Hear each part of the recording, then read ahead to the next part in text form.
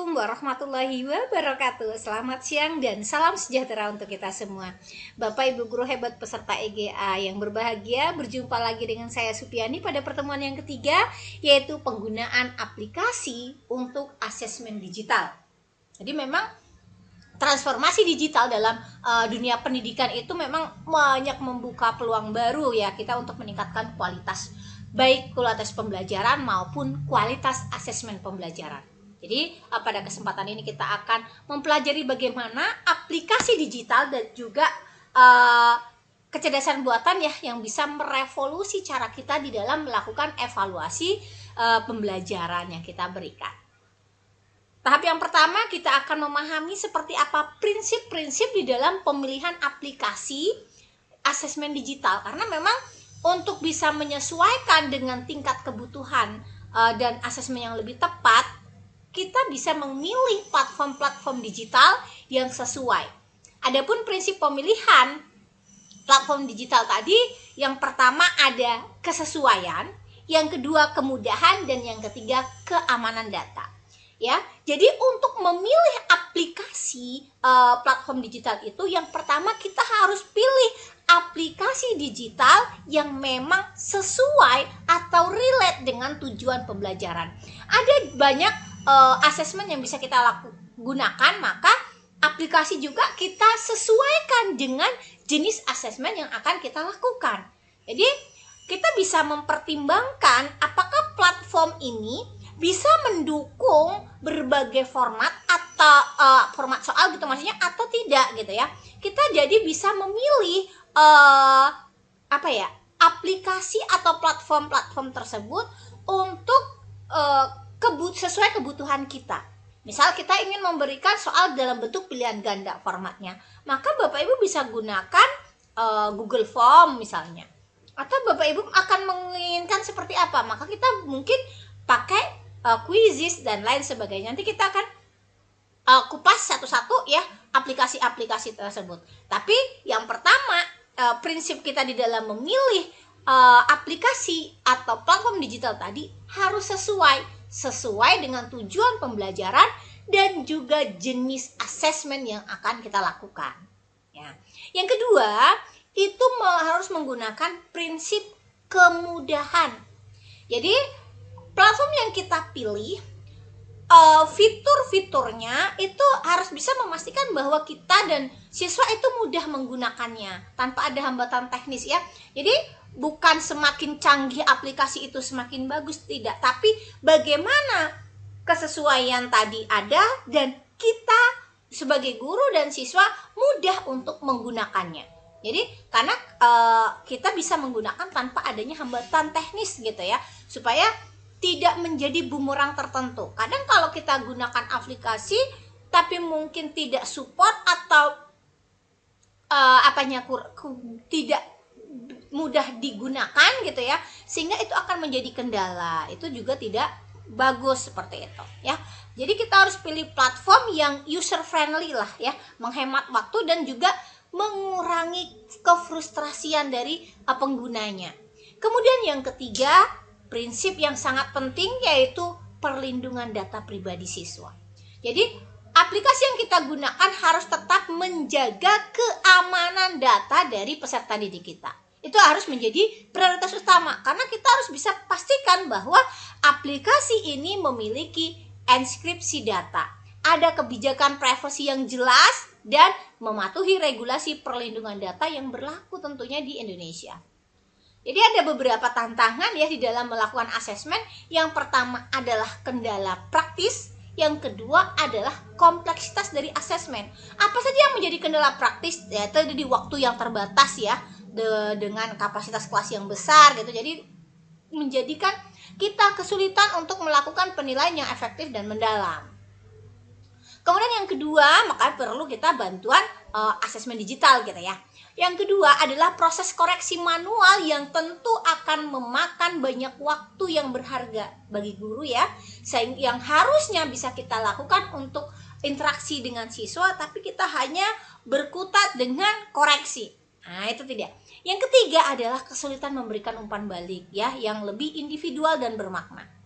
Jadi kalau kita ada alat bantunya dengan asesmen digital itu akan lebih mudah begitu. Kemudian kompleksitas dari asesmen sendiri punya beberapa tantangan, misalnya struktur soal yang kompleks ya tentu memerlukan pemahaman mendalam tentang taksonomi Bloom dalam menyusunnya gitu.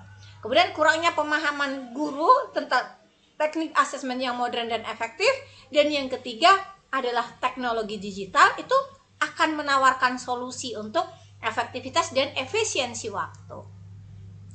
Baik Bapak Ibu, kita akan mengeksplorasi apa saja aplikasi atau platform yang populer tentunya untuk asesmen digital. Yang pertama itu adalah Google Form ya.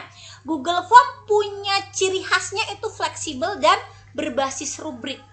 Jadi memang di sini keunggulan yang dimiliki oleh Google Form ini karena dia lebih fleksibel dan integrasinya yang sempurna di ekosistem Google Workspace for Education. Jadi platform ini atau Google Form ini memungkinkan kita membuat berbagai jenis asesmen ya, mulai dari kuis sederhana hingga soal survei reflektif. Jadi bisa digunakan pilihan ganda, uraian, bahkan untuk soal reflektif tadi, survei reflektif tadi. Jadi memang di dalam Google Form itu mendukung asesmen yang berbasis rubrik untuk penilaian yang terstruktur. Terintegrasi dengan Google Workspace for Education, jadi kita di sana bisa melakukan analisis dan secara otomatis gitu. Kemudian yang ketiga, dapat diakses dari berbagai perangkat tanpa harus install aplikasi. Menggunakan Android, menggunakan tablet, laptop dan lain sebagainya itu mudah. Dan yang keempat itu gratis tentunya ya, dan mudah digunakan. Kemudian kita bisa gunakan Quizzes ya, itu sebuah platform yang digunakan untuk gamifikasi, tapi keunggulan lainnya adalah bisa melakukan analisis secara otomatis. Jadi memang di dalam Quizzes itu kuis yang kita sajikan itu formatnya adalah permainan interaktif. Jadi ada game tapi edukasi juga seperti itu. Jadi memang dibuat permainnya interaktif dan juga menyenangkan. Ada avatarnya, ada musiknya, ada leaderboardnya yang tentu bisa memotivasi siswa. Kemudian yang kedua ada umpan balik instan. Kita bisa memberikan atau siswa tadi langsung mendapatkan koreksi ya gitu ya, atau umpan balik atau penjelasan langsung itu setelah menjawab soal secara real time gitu ya. Kemudian ada analisis mendalam. Kita bisa melihat laporan detail tentang performa masing-masing individu gitu ya, dan mana-mana saja area yang mungkin perlu diperbaiki. Yang ketiga itu kita bisa gunakan Kahoot ya. Jadi Kahoot ini asesmen berbasis permainan dan juga kolaborasi. Jadi keunggulannya itu ada fitur kolaborasinya. Jadi kekuatan di Kahoot ini adalah kekuatan kolaborasi. Kahoot bisa mengubah asesmen menjadi pengalaman sosial yang membangun komunitas belajar. Jadi platform ini memperkuat keterlibatan siswa melalui kompetensi yang sehat dan kolaborasi tim yang mendukung diskusi dan pemikiran kritis. Ada mode permainan tim ya di dalam Kahoot ini yang bisa mendorong mereka untuk bekerja sama dan kolaborasi. Dan juga ada kompetisi real time ya yang meningkatkan adrenalin dan juga fokus mereka. Didukung oleh visual dan musik ya yang energik yang menciptakan atmosfer yang positif. Kemudian kita akan mengenal aplikasi atau platform lain, yaitu ada WordWall, EduCandy. Itu WordWall dan EduCandy itu merupakan sebuah platform ya yang bisa menjadikan tempat untuk latihan ya, konsep dan juga penguatan HOTS. Kenapa? Karena di WordWall itu menyediakan lebih dari 30 template aktivitas interaktif. Ya, kita di sini bisa membuat untuk asesmen yang interaktif ya yang dapat disesuaikan. Dari kuis ya hingga permainan matching ya dengan word search yang menantang. Kalau EduCandy sendiri itu adalah platform yang fokusnya pada pembelajaran berbasis permainan dengan format yang menarik untuk melatih ingatan dan pemahaman konsep. Jadi memang kedua platform ini sangat efektif untuk mengembangkan keterampilan berpikir tingkat tinggi melalui aktivitas yang memang seharusnya siswa menganalisis, mengevaluasi dan juga mencipta. Tidak hanya serta-merta bermain game saja gitu ya untuk memancing mereka bersemangat gitu. Tapi kita punya variasi format latihan yang tentu bisa mendeteksi seperti apa konsep dari berbagai sudut pandang tentunya. Oke, kita juga ada mengenal yang namanya picker dan Mentimeter. Ini memang keduanya merupakan asesmen cepat tanpa perangkat siswa. Jadi picker sendiri itu menggunakan kartu QR khusus yang bisa dipindai dengan smartphone guru. Kemudian kita bisa memungkinkan asesmen formatif tanpa memerlukan perangkat untuk setiap siswa. Jadi ini sangat ideal untuk sekolah-sekolah yang memiliki keterbatasan teknologi. Jadi hemat biaya dan mudah diimplementasikan, hasilnya instan tanpa koneksi internet siswa, dan juga partisipasinya 100% siswa secara simultan. Kemudian yang tadi Mentimeter itu kita bisa melakukan interaksi yang real time ya, karena di Mentimeter itu bisa mendukung polling, kuis, word cloud ya yang interaktif yang melibatkan seluruh kelas secara real time. Jadi visualisasi jawaban mereka bisa yang dinamis gitu, bisa membuat asesmen itu lebih menarik dan transparan. Ini berapa orang yang menjawab di Vcall dan lain sebagainya. Itu tadi ya, jadi berbagai format dengan pertanyaan itu bisa digunakan. Kemudian ada anonymity yang option untuk jawaban jujurnya ya, dan juga meningkatkan efektivitas partisipasi karena kita bisa melihat seberapa besar respon dari peserta didik ini. Oke, jadi penggunaan aplikasi asesmen digital tentunya harus menjadikan pembelajaran atau asesmen yang kita lakukan itu menjadi dinamis, inklusif, dan juga responsif terhadap kebutuhan siswa. Jadi Bapak Ibu bisa dapat menggunakannya dengan cepat dan mengidentifikasi kesenjangan antara pemahaman dan juga bisa menyesuaikan strategi pengajaran secara real time. Adapun dampak dan juga manfaat menggunakan aplikasi asesmen digital, yang pertama, efisiensi dan akurasi penilaian. Dengan otomatisasi proses ya, kita bisa melakukan koreksi otomatis, itu bisa menghilangkan atau memperkecil waktu ya, bisa membuat kita lebih fokus pada aspek pembelajaran yang lebih bermakna ya, seperti mentoring atau pengembangan kurikulum yang lebih inovatif.